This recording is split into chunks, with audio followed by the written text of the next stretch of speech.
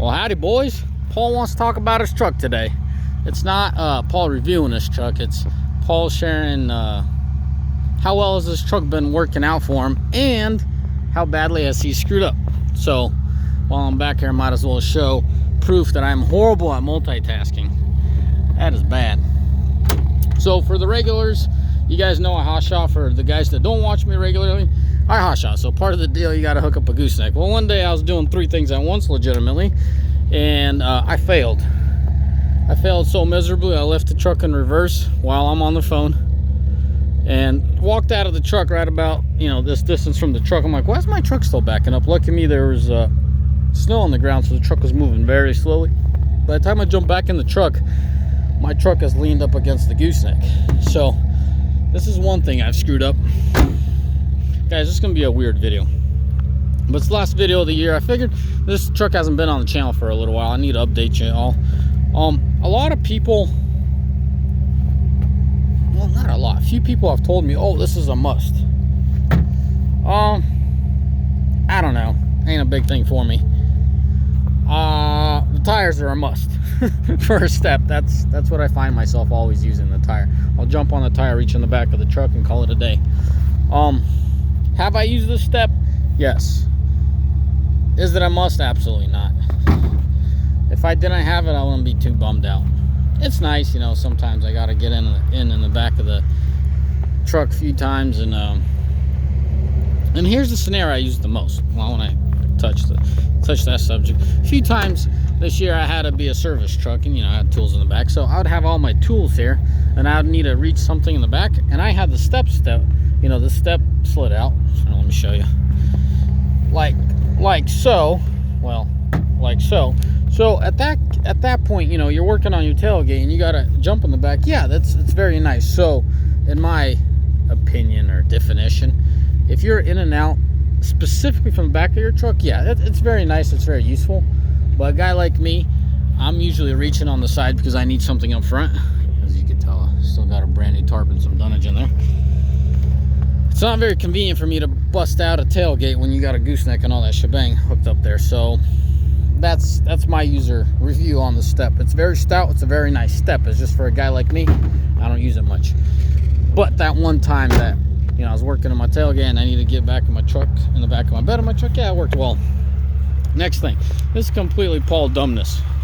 I mean, it's stupid. So if you look real close, there's damage, and then there's damage, a little bit of damage here. So scenario goes like this: about a pole about this tall, just tall enough to scratch this, okay?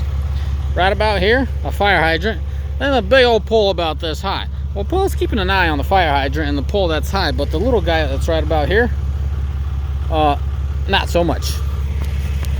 This is what happens when you're in a very tight area.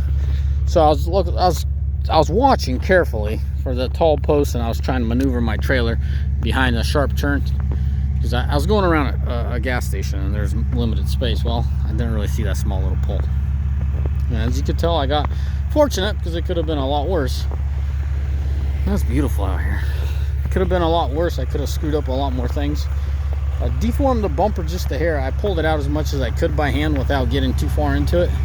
Unglued or broke a clip in here. When I have some time, I'll change the clip out. We'll go back in.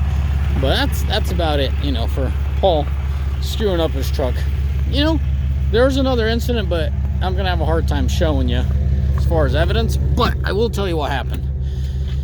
If you look closely here, and of course this video isn't how bad or great this truck is, there's a gooseneck that was dropped here, and it just indented the bed just a hair. It would be really hard to tell, especially with all the snow back here. Guys, you're asking me what am I doing with this DF? Cleaning out my garage, and this DF is supposed to make it to my shop one of these days, or be left at my shop. It has arrived to the shop numerous times. It just wasn't pulled out of the bed of the truck. So yeah, as far as I don't know what I'm gonna label this video, but as far as Paul screwing up his truck, probably could be labeled that. That's about it. Inside, I absolutely love this truck. To my surprise, these running boards have not croaked out yet. Hopefully they won't. But my regulars know if they do, I'm gonna do a wheel-to-wheel deal.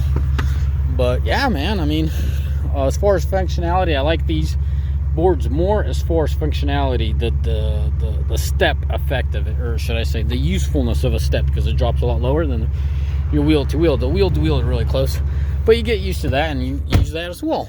But inside here, guys, I got zero complaints, man. I think we got this truck semi dialed in. You know, I'm getting decent gas mileage, 86. That's unhooked, there's no towing. Mostly city and highway, there's no interstate miles on that. But yeah, I mean, it's just the way it is. It is what it is. You know, it has 25,000 miles on it, and I can't complain. That's it, boys. That's all I can tell you. That's all I'm talking this video about as far as this truck goes. And for you guys really curious about this 19, you know, it hasn't left me high and dry and hasn't left me in any trouble. I'm just out here taking care of business. I'm like, dude, it's the last day of the year. Called a few people, you know, since I got 20 minutes before I hit town. Called a few people. I'm like, well, let me do a video for my boys. Keep them all updated. Wish them the best. You know, wish you guys truly the best for 2020. Let's not add any more damages to this truck. Ram that hill. Pile of dirt back there in snow. And yeah, man, I sincerely wish you guys the very best. You guys know I've said what I had to say about 19. Don't want to look back anymore.